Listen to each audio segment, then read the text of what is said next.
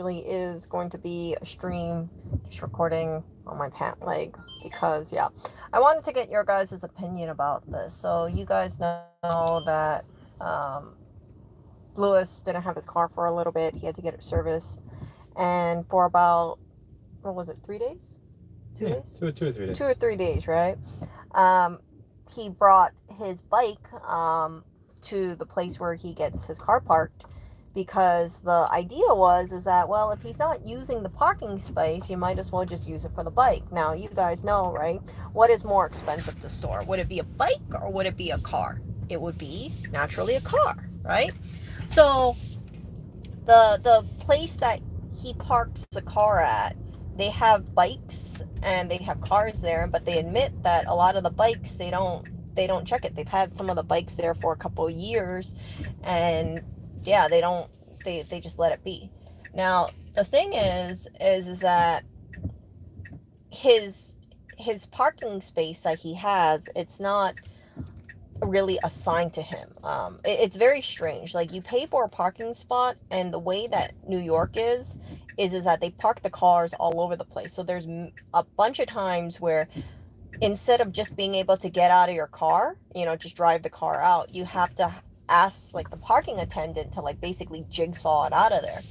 So, because there's cars blocking the path. So if you want to get your car out, there might be a car directly parked in front because they want to squeeze as much money as they can, because there's also people who are just parking there temporarily. So you guys get what I'm saying? So don't think of it as like it's a parking place where there's 20 parking spots and they only allow 20 people to park there. There could be 40 people or 35 people parked in that 20 car parking spot because there are cars like blocking the cars that want to get out, and the parking attendant has to physically move the cars out so the car can move out freely.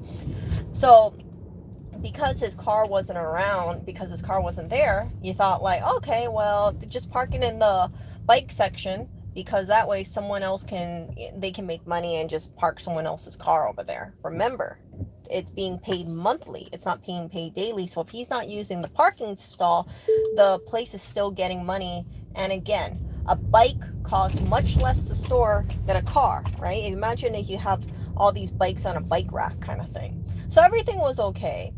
And then the parking attendant stops us today, and the cars are, the bikes are already gone because Lewis has his car back. And the parking attendant says that the boss says that can't be done because, and then they talk about the contract, and they say the contract specifically says that it's what you pay for is a car. And although his car is parked inside of the parking space, he is not paying for the parking space. He's paying for basically the privilege to park the car at the place. You get what I'm saying? Does that make sense? So yeah, I was just kind of flabbergasted. So they said, yeah, if you want to park your bike here, even if you don't have someone else, we want to charge you. What was it, like $20 a day, $15-$20 a day? $15 a day. They said we instead of charging you, we'll charge you for only 2 to be nice. And it was there for like of bikes that have not been picked up or touched since I started doing that.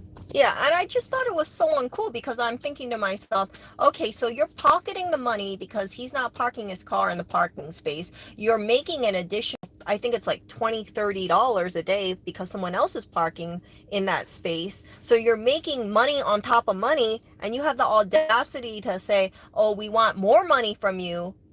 The thing is there's multiple reasons. First is it's a ghetto neighborhood, and they know that they're the only parking space in the ghetto neighborhood. So they know that it's not like you're going to go to the other parking place. Nobody opens up a fucking parking split. Like, nobody has a parking garage here. Nobody in their right mind opens a parking garage where I park my car. So, and I got that parking place because it's about a block and a half away from where I live.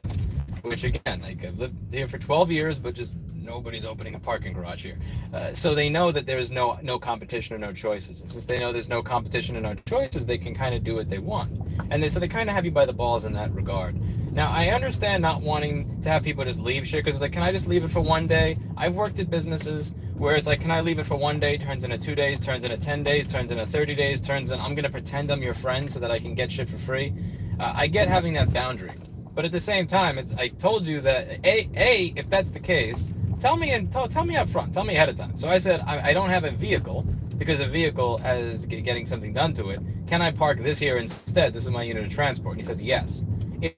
I believe in parking place to use your vehicle. To point to the contract, yes, you can do that. I think you can do that. I just think that makes you a bitch, and perhaps that makes me ungrateful or whatever. But I believe it makes you a bitch. I my head kind of thing, because remember, they're not checking the bike section, right? They said there's been bikes parked there for a while, but Lewis's bike stands out a lot, as you guys know, and very much so. That's why it's like, if you have all these like regular bikes and then you have this one bike that looks like it's substantially more put into it than the other bikes, then yeah, you might be like, what is this bike doing over here? Explain the situation. And instead of seeing it for what it is, that hey, someone is paying you monthly, and their car isn't there, so they just want to park their bike there while their car is getting fixed. They use this as an opportunity to just say, yeah, we don't care if the car's not working. We're gonna ask for more money. We're gonna ask for more money, even though it costs $0 to store the bike. There's, like I said, there's a whole bunch of bikes over there. So it really saddens me, and I think it really says a lot about the business owner. And it is within contract, but I want, that's why I said, like, okay, if you want to be like that, then fucking get the parking space and just put the whole freaking bike in there and say, basically screw you. And that's when it turns into the whole, the contract doesn't state that you explicitly get a parking space at all.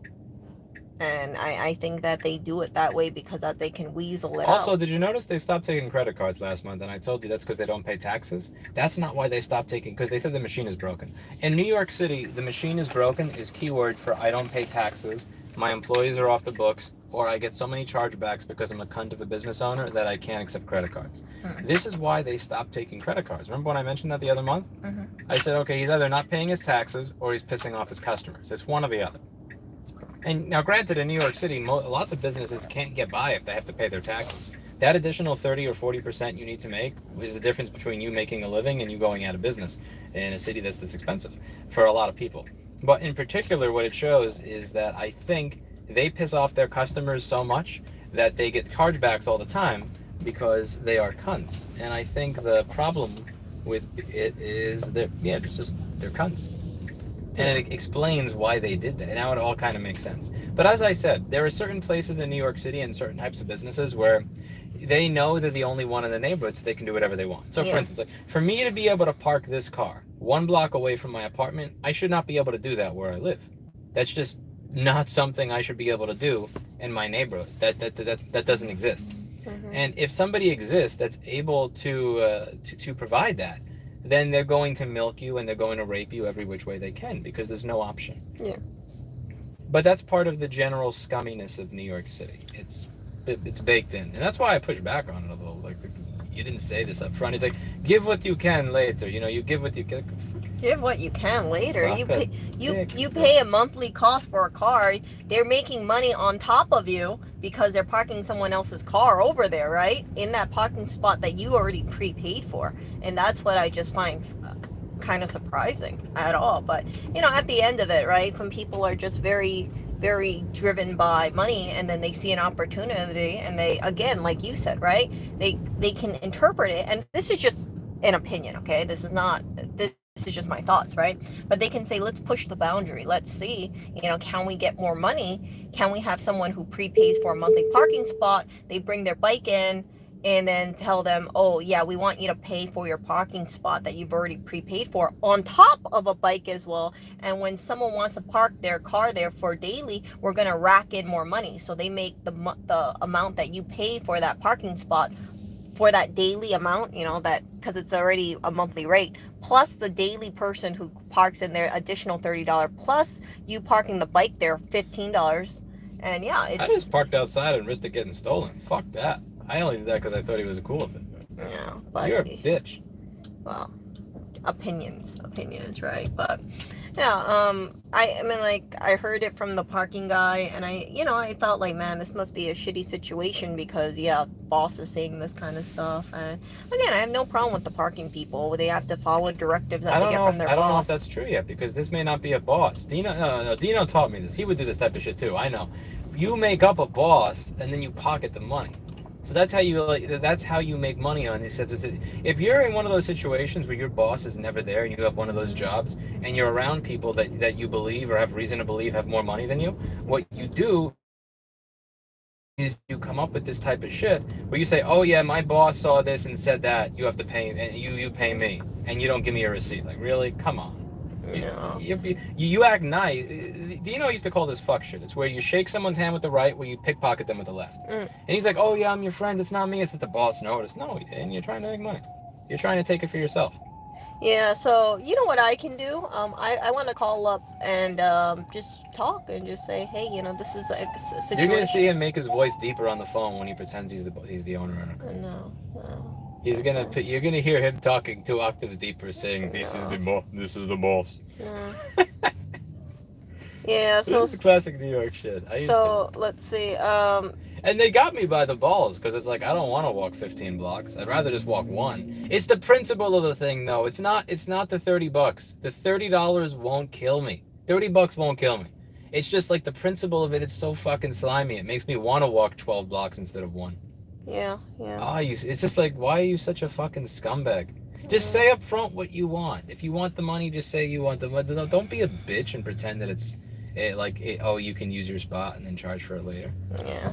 So no parking ticket. But yeah, I'm gonna end the stream. We're at 12 minutes right now.